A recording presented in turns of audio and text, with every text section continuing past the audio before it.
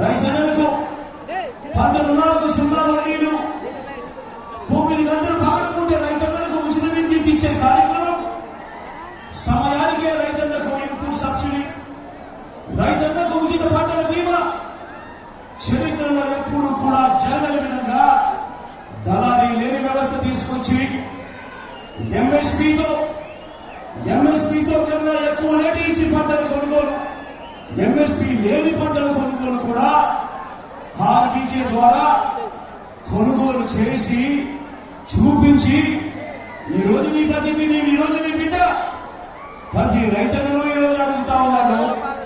జరిగిన మంచిని చేసి చూపించి మీ చల్లని దీవెనలు ఇవ్వమని, మీ చల్లని ఆశీస్సులు ఇవ్వమని చెప్పి ఈరోజు మీ బిడ్డ కావాలి.